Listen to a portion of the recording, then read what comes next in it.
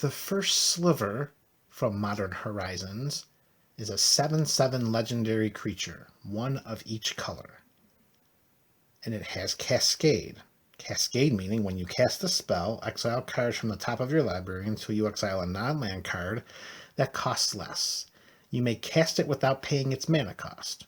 Put the exile cards on the bottom of your library in a random order. He gives other slivers Cascade.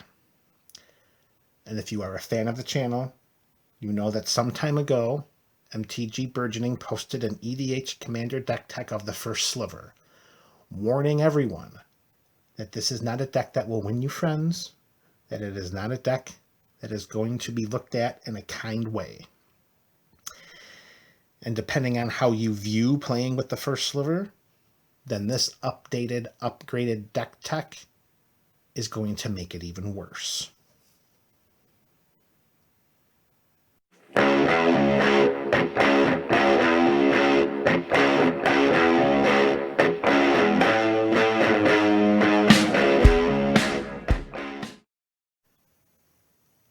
All right, Burgeonites, welcome back, and this is a First Sliver update upgrade.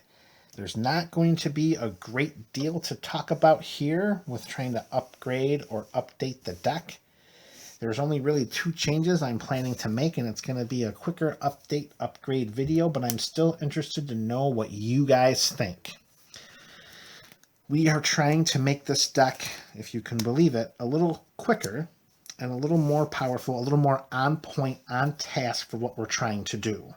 And with that being said, it's the goal of this update and this upgrade to identify cards that might be clunking up our engine or our hand as we're trying to do what we do by abusing the First Sliver's ability with our other slivers. And the first card that keeps coming up as I'm playing the deck is Kindred Summons. And I am going to just, before I even get into it, I'm going to say that it is a painful subtraction for this card here because, well, I really enjoy this card. I like it. I love the fact that if you've got some slivers in play, you can put those many more into play right from your library.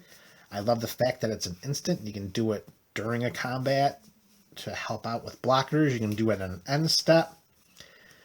What I don't like is 5 and 2 green.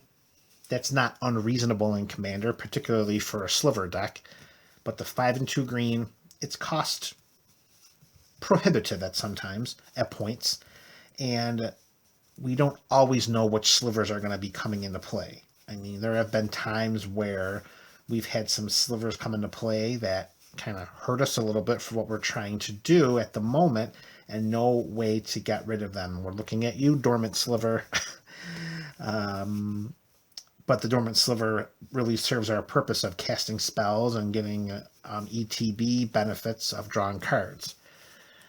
The Kindred Summons is going to have to come out.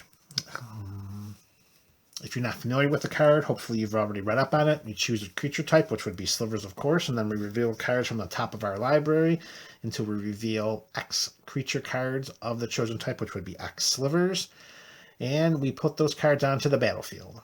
So if we got 7 slivers in play, 7 slivers are going into play. Unfortunately, if we only got 1 or 2, this card may not be as valuable for the cost of 5 and 2 green. So, with heavy hearts, I'm ready to quote Soren's flavor text in Anguished Unmaking. Kindred Summons, we have to end you.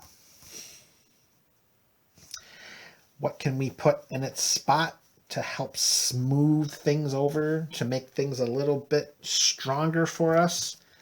Well, how about an Arcane Signet? At the lovely cost of just 2 colorless mana, we can tap to add 1 mana of any color. With our commander being 5 colors, of course, with the First Sliver, this is the best artifact in the game. Outside of Sol Ring, of course. So that is the justification for bringing out a heavily costed spell like the Kindred Summons to bringing in more rampage, more fixing, just a way in which to make things go quicker. card number 2 that we're going to be bringing out. This one I did not have as great of a difficulty in identifying to bring out as I did with Kindred Summons, but I did notice that so many times that I had this in my hand, I always found cards that I wanted to cast before it. And it was never really too much of a conversation as an inner dialogue standpoint to try to convince myself to cast this card as opposed to casting something else. With that in mind, the next card I want to cut is the Vanquisher's Banner. Again, it is a tribe-specific card, so when you pay the 5 and it comes into play, you choose a creature type. It acts as a pumper, +1/+1 for your creatures, and whenever you cast a creature spell of the chosen type, for us it would be Slivers, of course, we get to draw a card. Particularly with how this can link up with the First Sliver, when both are in play, it is pretty nice, because you're casting spells, you're drawing cards, you're casting spells, you're drawing cards. However, if we're already paying the 5 to get the First Sliver in play as soon as possible, and I've got this card in my hand, I'm not looking to cast this, I'm looking to cast something else. So the Vanquisher's Banner, it's coming out. And what we're going to do to replace it, we are going to include, as a replacement, a Mystical Tutor. And as you've noticed, there are 0 converted mana cost slivers in the entire deck. Because if we're cascading off and we hit to a 2 mana cost sliver, I want to ensure that when we get to the 1 mana cost sliver, let me restate.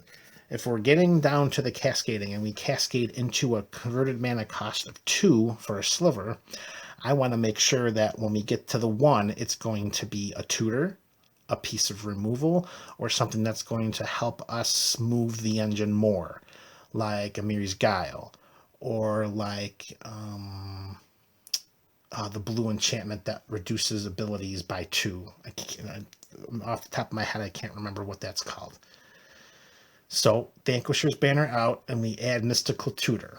Brings our tutor count up a little bit, but I mean, we're not trying to make this a casual Saturday afternoon deck. We're pushing the power level of this a little more forward. And that brings me to the last question I have. What do we think about... Where is he? Let's see. We're trying to find him here. Hang on. Let's pause here and see if I can find him. What do you think of Morofun? He costs 7, of course, which is the same cost of a card that we eliminated in Kindred Summons.